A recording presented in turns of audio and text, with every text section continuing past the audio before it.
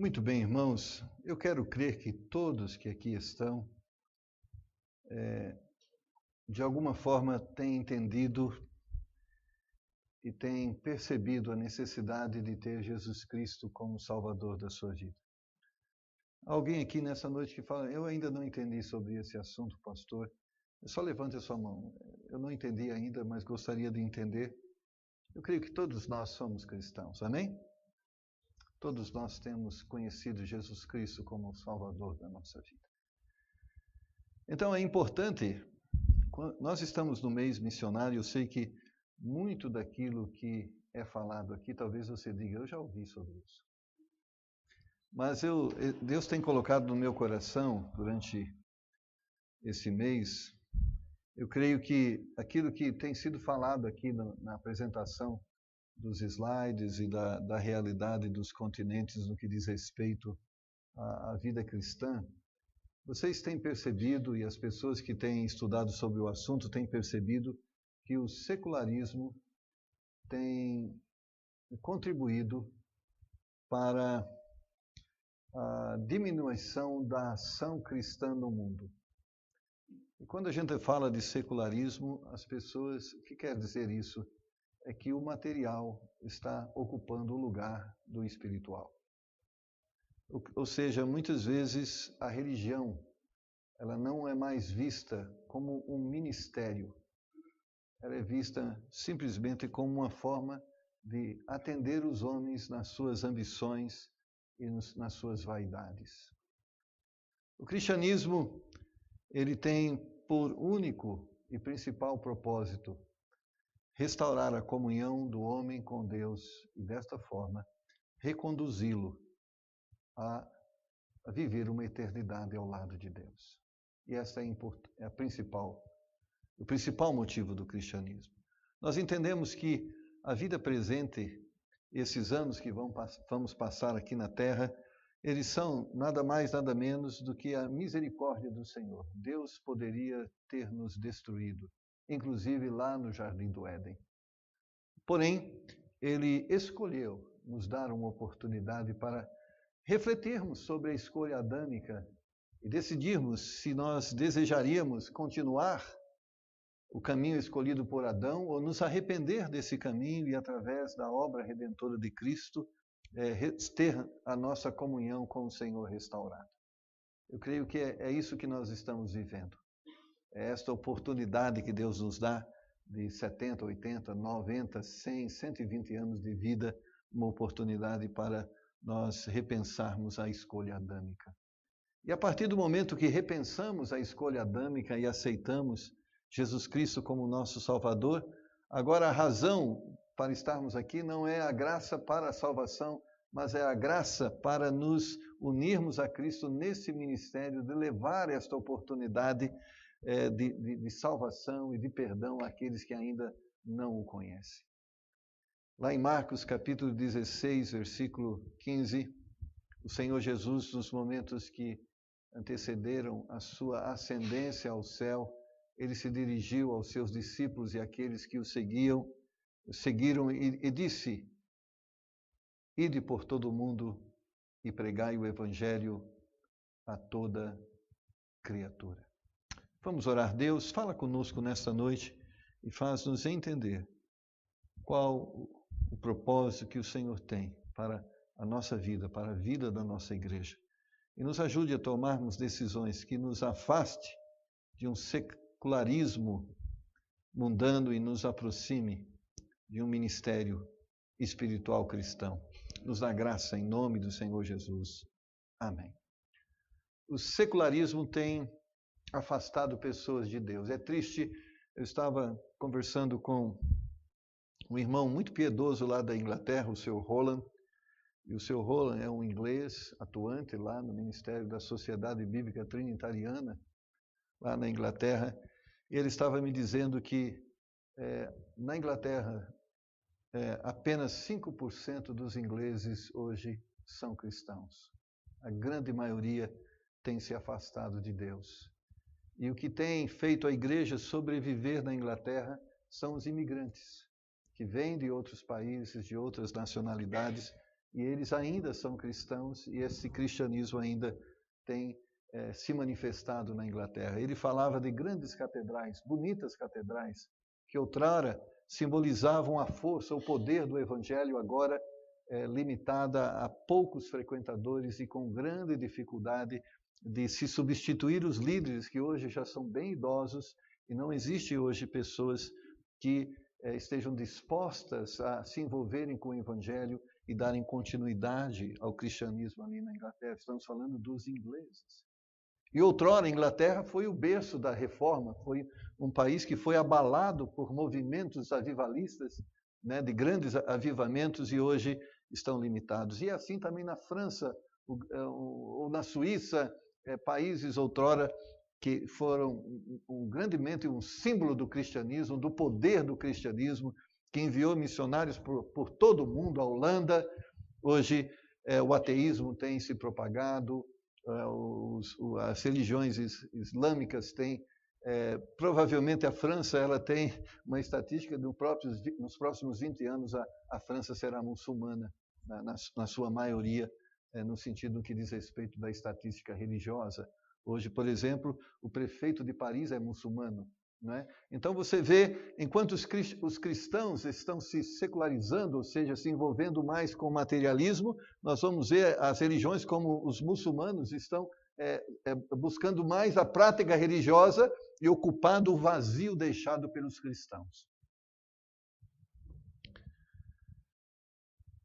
E nós devemos pensar sobre isso. De que forma nós temos visto o cristianismo? Como simplesmente uma religião? Ou seja, cristianismo, para nós respondermos às pessoas, você tem uma religião? Eu sou cristão.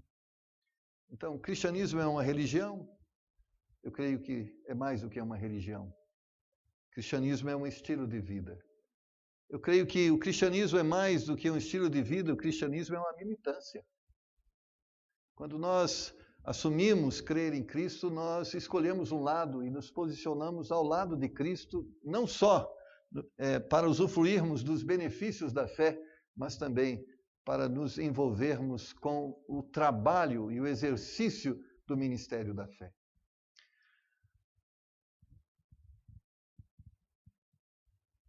É importante observarmos na palavra de Deus que Deus sempre desejou envolver o homem com esse ministério. Desde lá de Gênesis. E andando pela palavra de Deus, você vai ver Deus chamando pessoas e convidando pessoas a participar desse ministério, de levarmos esse evangelho. E ele escolheu assim, é graça dele. E mesmo hoje, ele procura nos falar e dizer, olha, eu gostaria de envolver você nesse ministério, eu gostaria que você participasse. Nós lemos hoje pela manhã, Mateus 4:19, quando Jesus disse àqueles que ele estava convidando para segui-lo, vinde após mim e eu vos farei pescadores de homens. Deus estava dizendo, existe um trabalho secular e você está envolvido com ele, deve se envolver, mas existe um trabalho espiritual, eu quero envolver você com ele, ou seja, não há nenhum problema em nos formarmos, em termos uma faculdade, em termos um diploma, em termos uma carreira profissional, mas a Bíblia nos diz, em Mateus capítulo 6, versículo 33, buscai antes o reino de Deus e a sua justiça e as demais coisas vos serão acrescentadas. Infelizmente, o secularismo faz buscai antes as demais coisas e quando você tiver tempo, busque as coisas espirituais. Você tem percebido o secularismo te envolver? E ele é um sedutor com grande poder de sedução. Você tem percebido que as pessoas dos nossos dias não têm tempo para ler a Bíblia? Eles não têm tempo para orar? Eles acham que frequentar assiduamente uma igreja não é tão necessário? Eu fui criado num tempo que eu aprendi a ir na igreja todos os dias e isso não era um problema. Eu tinha prazer e para nós a nossa vida era a comunhão com os irmãos. Eu não estou dizendo que nossa vida se limitava à igreja, não é? Mas você percebe que hoje ir na igreja é aquela coisa assim tão difícil e tão dificultosa, e a gente escolhe lá, passar uma hora e meia na igreja, e isso parece-nos uma coisa é tão cansativa que a gente faz isso uma vez e só na semana que vem, porque é muito cansativo a coisa e a gente não tem tempo para isso. Infelizmente, a carreira profissional tem sido mais valorizada do que a carreira cristã. E sabe, é triste vermos que os nossos seminários estão se esvaziando. Nós temos o nosso seminário, o qual eu participo dando aula, e o primeiro ano que existe lá os alunos que adentraram esse ano e vão estudar 4 anos para depois saírem possivelmente missionários pastores. E nós temos no nosso seminário hoje 3 alunos que daqui a 4 anos vão sair pastores e missionários. E quando nós olhamos para a necessidade de pastores e missionários, é muito pouco. Mas o secularismo, quanto uma carreira profissional está oferecendo como salário para os nossos jovens, enquanto o ministério está propondo como sustento para esses jovens, a comparação no sentido monetário não tem nem como comparar. E por que Deus procura nos envolver? É da mesma forma como nós entendemos que a melhor forma de evangelizar os indígenas ensinando, instruindo indígenas para que eles evangelizem os seus pares. Ou seja, nossa experiência com Deus e nossa comunhão com Deus pode estimular de uma forma muito positiva aqueles que, como nós, têm iguais necessidades ou iguais problemas. Ou seja, eu, como um servo de Deus, vivendo o cristianismo, posso mostrar através da minha vida, da minha experiência pessoal, o quão maravilhoso é Jesus Cristo e as bênçãos da salvação. Por isso, lá em Atos capítulo 1, versículo 8, ele vai dizer: mas recebereis a virtude do Espírito Santo que há de vir sobre nós e ser-me-eis testemunhas. E a forma que Deus tem utilizado e quer utilizar para evangelismo experimente eu na sua vida, e depois que você experimentar eu na sua vida, diga aos outros qual a experiência que você teve em mim experimentar na sua vida. O salmista vai dizer: provai e vede que o Senhor é bom. Ele está dizendo: experimente eu na sua vida, veja como eu sou bom e o poder da minha salvação, e depois diga para os outros aquilo que vocês têm experimentado, porque isso terá um grande poder de convencimento, vai ter um grande poder de testemunho para essas pessoas que não me conhecem. E o secularismo tem ocupado, irmãos, esses países e afastado pessoas de Deus. Por quê? Porque as pessoas não têm experimentado o cristianismo de forma prática em suas vidas. Elas têm experimentado de alguma forma um envolvimento religioso com alguma igreja, mas não têm experimentado Cristo nas suas vidas.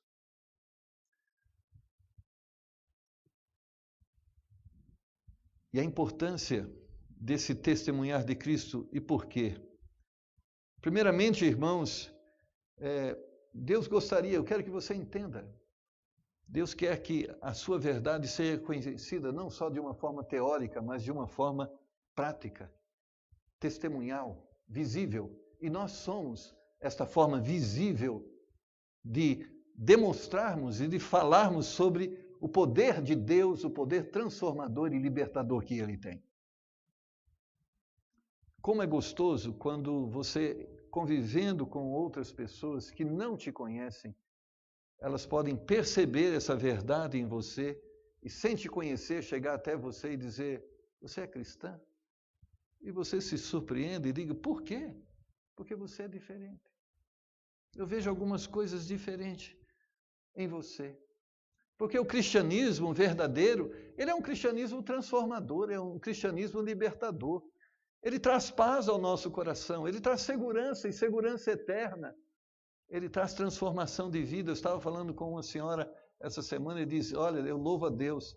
Eu sei que Deus teve um trabalho muito difícil na minha vida. Eu tenho mais de 50 anos de crente, de cristão, e o última obra de Deus na minha vida foi a transformação do meu gênio. E ela estava falando de Deus transformando agora.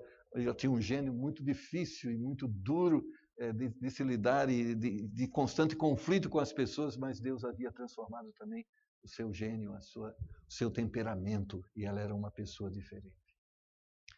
O nosso mundo, irmãos, quando a gente olha para a realidade do nosso Brasil, a realidade do nosso mundo, o que as pessoas estão precisando? De um novo plano econômico? Talvez sim, talvez não.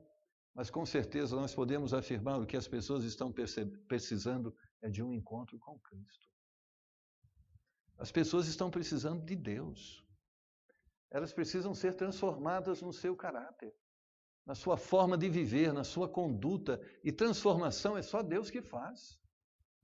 É só Deus que nos modifica e nos torna semelhantes a Jesus Cristo, seu Filho. É só Ele que tem esse poder. Porque nós, de uma forma natural, nascemos inclinados ao pecado. E quando Deus olha para nós, Ele diz, você pode ser uma testemunha de que isso é possível acontecer na vida deles. Infelizmente, os cristãos estão vivendo tão distantes de Deus que eles muitas vezes não podem servir de exemplo a outros, ou para outros, de exemplo no sentido de estímulo à fé. Infelizmente, muitos estão testemunhando de uma forma negativa, porque muitas vezes nós estamos pregando às pessoas o que nós mesmos não estamos vivendo. E as pessoas, ao olharem para nós, vão dizer assim, se nem ele que é cristão consegue viver aquilo que ele prega, então que esperança existe para mim de acontecer isso na minha vida, visto que nem cristão eu sou? Então, nós temos um compromisso de sermos testemunhas diante de Deus, porque Deus entende que desta forma o seu projeto pode ser desenvolvido. E por que ele é importante em cada um de nós? Primeiramente, quando nós olhamos para as implicações geográficas. O Senhor disse que deveríamos ser testemunhas tanto em Jerusalém como em toda a Judéia, Samaria e até os confins da terra. Jerusalém, Judéia, Samaria, os confins da terra, e tudo isso simultaneamente, ao mesmo tempo. E quando nós pensamos nessa necessidade que o Evangelho seja pregado em todo lugar, eu olho para mim, eu me sinto incapaz de pregar em todo lugar. Eu tenho certeza que você, ao olhar para você, também você sente essa incapacidade. Nós devemos ser testemunha, mas eu não consigo ser testemunha agora de Cristo em Jerusalém, eu não consigo ser em Samaria, eu não consigo ser em Portugal, eu não consigo ser na Rússia, eu não consigo ser na Arábia Saudita, eu não consigo. Eu posso, no máximo, ser testemunha em Moema, eu posso, no máximo, ser testemunha no Ipiranga, onde eu moro, eu posso, no máximo, ser testemunha no ônibus, onde eu estou me locomovendo de um lugar para o outro, ou o metrô, mas eu não consigo estar em todos os lugares. Mas quando a Bíblia diz sobre esse desafio, ele está dizendo, você não tem que fazer tudo sozinho, mas é você, mais aquele outro, mais aquele outro. E quando todos nós nos conscientizamos acerca desse ministério que Deus nos confiou, então essa ordem de Cristo vai ser obedecida, vai ser atendida. Agora, é muito importante entender, eu não posso estar em Portugal, eu não posso estar em Papua Nova Guiné, mas eu posso estar onde eu estou. E muitas vezes, quando nós falamos em missões, a nossa visão sempre é olhar para os outros continentes, para as fronteiras que estão além de nós. Isso é importante. E por isso nós investimos no programa de missões, porque através de missões nós estamos cumprindo o ID de Jesus Cristo e apoiando aqueles que podem estar onde nós não podemos estar. Mas apoiando as pessoas a estarem onde nós não podemos estar, não substitui a parte que nos cabe. E a parte que nos cabe são os nossos parentes. A parte que nos cabe são os nossos amigos. A parte que nos cabe é o bairro onde nós moramos. A parte que nos cabe são as pessoas que nós cruzamos pelo caminho durante os nossos trajetos. É a parte que nos cabe. Ou seja, Deus quer que sejamos testemunhas, Deus quer que as pessoas conheçam sobre Cristo olhando para as nossas vidas. Então, as pessoas que estão próximas a nós, elas devem saber que nós temos experimentado Cristo e nós devemos ter o prazer de dizer a elas que aquilo que nós somos é resultado de Cristo na nossa vida. Mas muitas vezes é triste que o vizinho de 5 metros de distância, que mora ao nosso lado, ainda não sabe que somos cristãos. E às vezes não sabe, não só porque não falamos, mas talvez temos dificuldades até em falar, porque o testemunho de Cristo não está se manifestando de uma forma perceptível através de nossa vida. Eu creio que existe um escritor e ele fala com muita propriedade.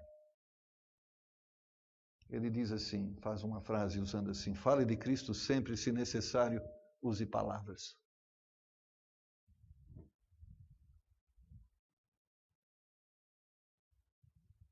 Precisamos de igrejas em vários lugares. Precisamos de missionários para esses lugares. E por isso precisamos estar onde nós estamos. Mas não devemos nos esquecer que precisamos falar de Cristo aonde nós estamos. Porque nós somos, de alguma forma, também a obra missionária. Quando o pastor Thomas veio para cá em 1966, Moema era obra missionária. Mas ela continua sendo obra missionária. Nós estamos num bairro que estatisticamente diz que essa redondeza que nos cerca, ela está contada em 1 milhão de habitantes.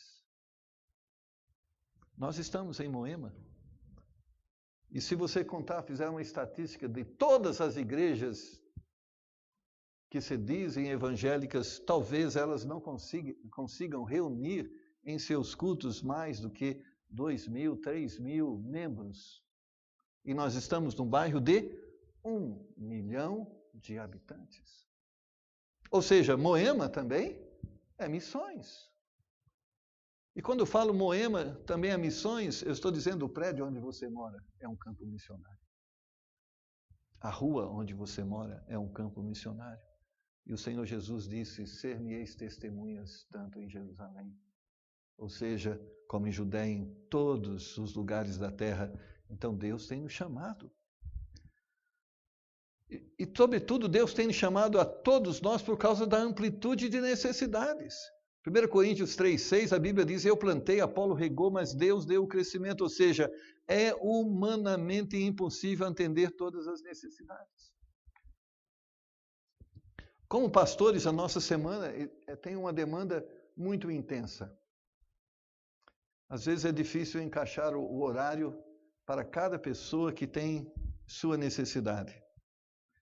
Então, nós percebemos claramente que é impossível uma pessoa só fazer tudo que é necessário fazer. Então, a Bíblia vai nos dizer que nós, como seguidores e servos de Jesus Cristo, também temos o ministério de aconselhar uns aos outros, de nos admoestarmos uns aos outros, de nos edificarmos uns aos outros. Ou seja, a necessidade é tão grande que precisa que todos se envolvam com esta obra. Aquele irmão não está vivendo ou entendendo bem acerca de viver o cristianismo, então você deve ajudá-lo. Não, mas tem pastor aí. Não, tem pastor, mas não é só o pastor. Tem o missionário, mas não é só o missionário. Tem o professor de escola dominical, não é só o professor. O ministério é de todos nós. A Bíblia diz: admoestai-vos uns aos outros, aconselhai-vos uns aos outros, consolai uns aos outros. Ou seja, o ministério é de todos porque a necessidade é grande. Quantas pessoas estão com problemas e quantas atravessam por dificuldades? Elas precisam. Precisamos levar salvação, precisamos ensinar todas as coisas, precisamos aconselhar, precisamos socorrer, ou seja, levar pessoas a serem semelhantes a Cristo é um grande trabalho. Esse alvo de unir pessoas novamente a Cristo exige muito e deve esse exigir muito deve ser atendido por cada um de nós. O cristianismo não é cada um com o seu problema. O cristianismo, o seu problema é o meu problema. A sua necessidade é a minha necessidade. Nós estamos juntos no mesmo barco. Há necessidade de todos nós, irmãos, porque o tempo é curto. E não é só curto quando nós pensamos na volta de Cristo. É curto porque nós muitas vezes não sabemos qual é o dia da nossa partida. Esses dias, na minha experiência com a minha nora, quando nós estávamos lá na terça-feira, acho que foi dia 2, quando por alguns minutos ela poderia ter morrido, eu falei, como a vida é frágil. E nós claramente sabemos, à luz da palavra de Deus, quando ela diz, quem crê será salvo, mas quem não crê já está condenado. Nós claramente entendemos, à luz da palavra de Deus, que as pessoas que ainda não entenderam a necessidade que eles têm de Cristo, eles estão indo para o inferno. Não importa se eles têm X virtudes, e essas X virtudes é maior do que os Y de defeitos, porque o problema que afasta a pessoa de Deus se chama pecado, e a única solução para o pecado se chama o sangue de Jesus Cristo, o Filho de Deus. O tempo é curto. Eclesiastes 9:10 diz, tudo quanto te vier à mão para fazer, faze-o conforme as tuas forças, porque na sepultura para onde tu vais não há obra, nem projeto, nem conhecimento, nem sabedoria alguma. O dia só tem 24 horas, nossa vida útil não tem mais do que além de 70 anos de vida, de vigor físico, não vamos influenciar além da 4ª geração, portanto temos mais necessidade do que tempo. Não sei se você entende isso, nós temos mais necessidade do que tempo. Por isso a Bíblia vai dizer, remira o tempo porque os dias são maus. E muitas vezes nós estamos jogando tempo na lata do lixo, gastando tempo com tanta coisa fútil e ignorando o valor de uma alma, o valor da morte de Jesus Cristo.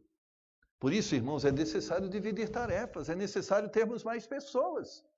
Ou seja, existe uma demanda maior do que a nossa capacidade individual de cumprir, então temos que nos unir para que essa demanda seja atendida.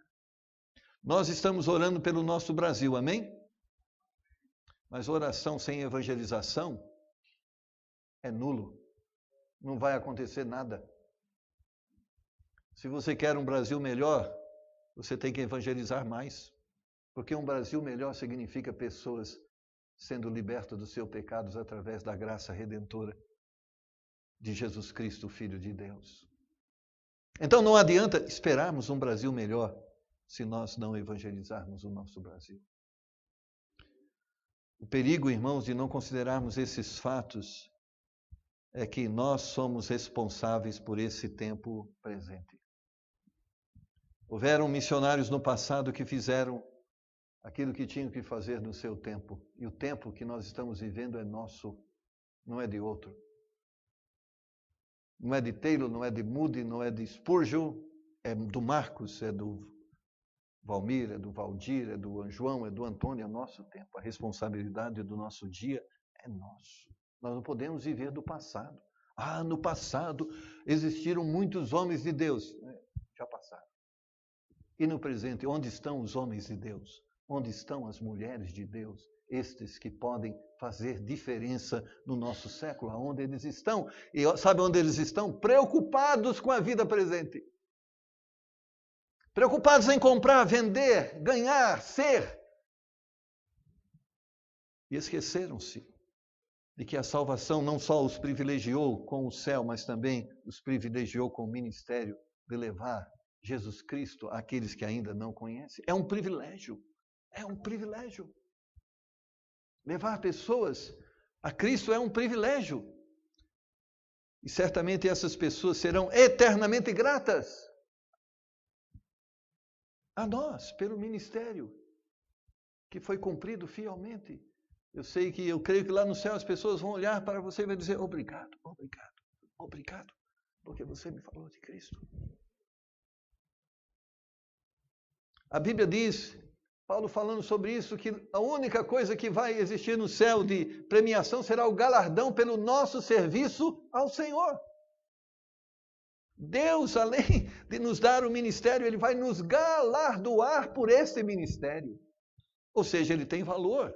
Paulo vai dizer: sede firmes e constantes, sempre abundantes, sabendo que o vosso trabalho não é vão no Senhor. Lucas 9, 49 a 50 diz, 49 e 50. Respondendo, João disse: Mestre, vimos um que em teu nome expulsava os demônios, e lhe proibimos, porque não te segue conosco. E Jesus lhe disse: Não proibais, porque quem não é contra nós é por nós. Não existe exclusividade aqui, só o pastor Thomas pode falar de Cristo. Não, só o pastor, não. A obra de Deus exige, e Deus entende e tem chamado pessoas, todas essas, para se envolver. Irmãos, não somos responsáveis pelo que passou, nem por aquilo que vai existir amanhã, somos responsáveis por hoje. O que vai ser de Moema amanhã eu não sei, mas eu sei o que eu tenho que fazer hoje por Moema. Eu sei. Você sabe? Você sabe. Eu não sei o que vai ser das pessoas, como elas vão lidar com a oportunidade da salvação. Eu não sei o que elas vão fazer. Depois que elas ouvirem de Cristo, eu sei que eu preciso falar de Cristo para elas. Isso eu sei. Se elas vão pegar isso e jogar no lixo, eu não sei. Se elas vão abraçar e agradecer, eu não sei. Eu sei que eu preciso falar. Paulo diz: ai de mim, se não pregar o evangelho, porque a mim foi imposta esta obrigação. Ou seja, evangelismo não é uma opção. Não existe liberdade para dizer eu não quero fazer, eu não estou afim de fazer. É uma obrigação. Nós fazemos parte de um exército e quando fazemos parte do exército temos que lutar. Não tem como nos afastar, apesar da obra de Deus ser maior que nós, irmãos. Há uma parte que cabe a nós. Eu quero que você entenda isso. Há uma parte que cabe a você. Mas não pense que o cristianismo eu vim aqui para arrumar um emprego, eu vim aqui para Deus melhorar o meu salário, eu vim aqui para Deus curar a minha enfermidade. O cristianismo é mais do que isso. Eu vim aqui porque eu quero falar de Cristo, eu quero que Deus me dê poder para testemunhá-lo diante das pessoas que precisam saber de Cristo. Eu vim aqui buscar poder espiritual. As pessoas não estão mais buscando poder espiritual. Elas buscam dinheiro, elas buscam saúde. Mas as pessoas não estão orando: Deus, usa a minha vida, põe a palavra na minha boca certa para mim falar para as pessoas que precisam ouvir de Cristo. Me dá ousadia. A maioria dos crentes tem vergonha de falar de Jesus Cristo. É triste isso. A maioria dos crentes, elas fazem uma separação entre emprego e igreja. Emprego é emprego, igreja é igreja. Nós não misturamos as coisas. Não sei se existe um lugar onde nós somos cristãos e outro lugar que não somos tão cristãos assim. Em todos os lugares somos cristãos. Paulo exorta nos dizendo que devemos pregar Cristo a tempo e a fora de tempo. Quando as pessoas querem, quando as pessoas não querem. Amados irmãos, eu sei que se eu somar o meu dom com o seu dom, os recursos que Deus me deu, mais os que Deus lhe deu, o espaço que eu tenho de influência, mais o espaço que você tem de influência, nós poderíamos fazer muita coisa. Eu converso com os pastores e a gente fica conversando qual o método mais eficiente para crescimento de igreja. Sabe qual o método mais eficiente para crescimento de igreja? Você fala de Deus e eu também. Eu evangelizo e você também. E se nós saímos a fazer o trabalho de Deus, as nossas igrejas crescem.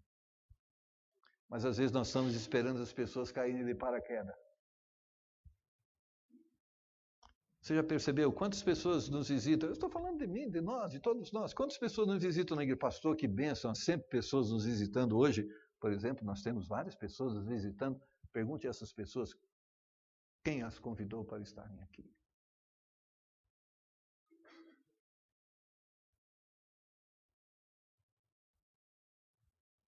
Pergunte a você mesmo, qual a última vez que você trouxe um visitante na igreja? Eu trouxe, esse aqui é um visitante, eu convidei para ouvir a palavra de Deus e ele aceitou e ele está aqui comigo agora. Esse é um método de expansão do reino de Deus, sabe o método de expansão do reino de Deus? Vai e pregue Jesus Cristo. E as pessoas vão passar a ouvir de Cristo e passarão a seguir Jesus Cristo. Estarão aonde você está agora. Não existe método milagroso para atrair pessoas se não for por meio de pregue o Evangelho de Jesus Cristo. Lucas 21, 1 a 4. Eu quero encerrar lendo esse texto. Diz assim: olhando ele, viu os ricos lançarem suas ofertas na arca do tesouro. E viu também uma pobre viúva lançar ali 2 pequenas moedas. E disse: em verdade vos digo que lançou mais do que todos esta pobre viúva, porque todos aqueles deitaram para as ofertas de Deus do que lhes sobejava, mas esta, da sua pobreza, deitou todo o sustento que tinha.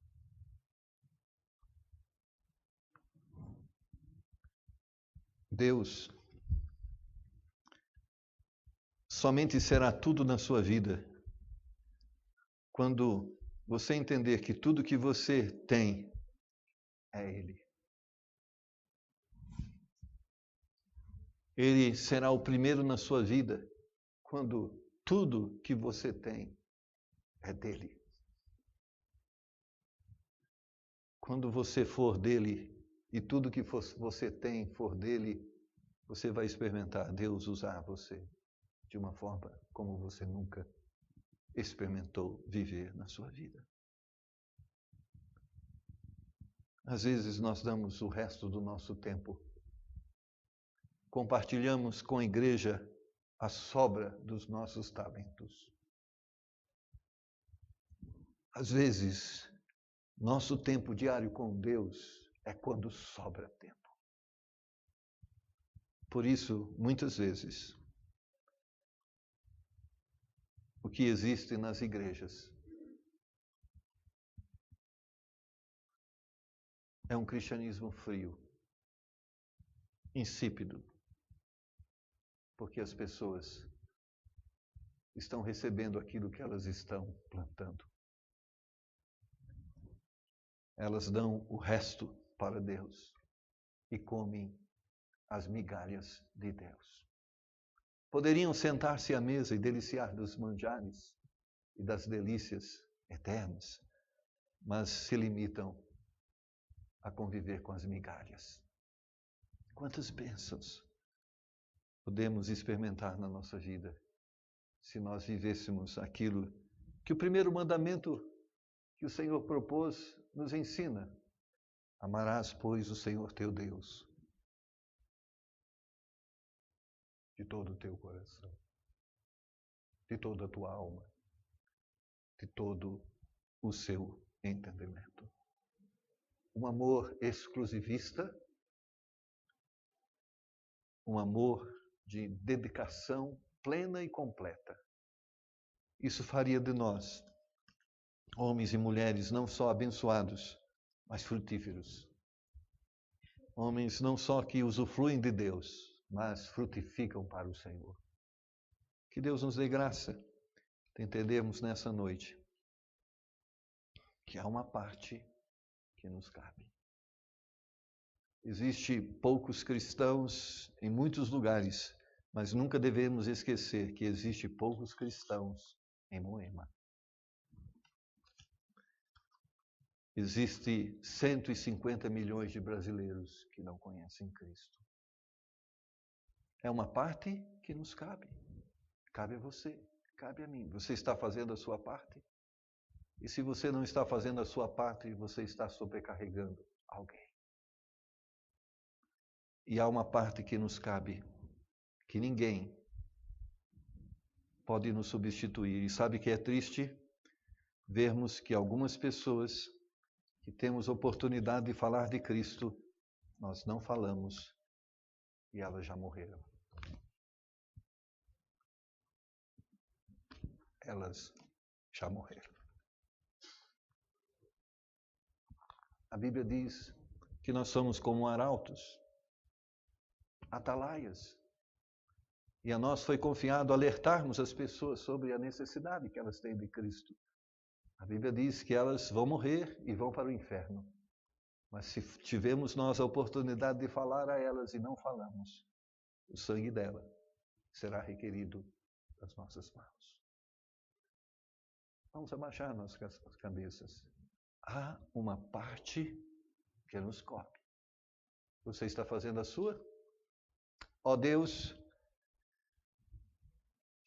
Teu Espírito Santo tem trabalhado no meu, eu tenho certeza, no coração dos Teus filhos. Eu creio que nós temos necessidades de pão e o Senhor nos ensinou a todos os dias orarmos, dá-nos o pão de cada dia. Eu sei que Senhor, que nós temos necessidade de roupa, de casa. E o Senhor nos disse que não deveríamos estar preocupados com coisa alguma. Mas o Senhor disse que deveríamos estar preocupados sim com uma coisa, que as pessoas precisam de Jesus Cristo. O Senhor disse que deveríamos ir por todo o mundo. O Senhor não disse que deveríamos estar preocupados pelo pão, pela roupa, pela casa. O Senhor disse, os gentios procuram essas coisas, você não precisa estar preocupado com essas coisas. O Senhor disse que nós deveríamos estar preocupados com o reino de Jesus Cristo, com as almas que precisam de Jesus Cristo. Pai, eu sei que meus irmãos, precisamos trabalhar e ganhar o nosso pão de cada dia. Mas eu sei que nenhum compromisso humano e terreno deve tomar o lugar daquilo que é mais importante, de pregarmos e anunciarmos Jesus Cristo, o Teu Filho, àqueles que ainda não conhecem. Pai, nos dá graça para aceitarmos, não como um peso, não como um espinho, mas aceitarmos como um privilégio de estarmos ao lado do Senhor nesse ministério de tirar pessoas do inferno e levá-las e conduzi-las para o caminho que é Jesus Cristo, o caminho do céu. Ó Pai, que ofício é mais nobre do que este, que vai além de cuidar do corpo, além de colocar comida no estômago, o ministério de levar pessoas para o céu, de conduzir pessoas a Jesus Cristo. Que privilégio o Senhor nos deu. Que ofício honroso coube a nós. Que nessa noite possamos receber este fardo leve, esse jugo suave. Pai, porque testemunhar do Senhor é levar as pessoas a entenderem que o Senhor é bom, como o Senhor tem sido bom conosco. Queremos que as pessoas percebam que o Senhor pode ser bom para elas também. Queremos que elas percebam que o Senhor é o Deus de toda paz, o Deus de toda consolação, porque nós temos experimentado esta paz e esta consolação, e essa consolação que elas precisam, o Senhor tem para dar a elas. E nós somos exemplo disso para elas.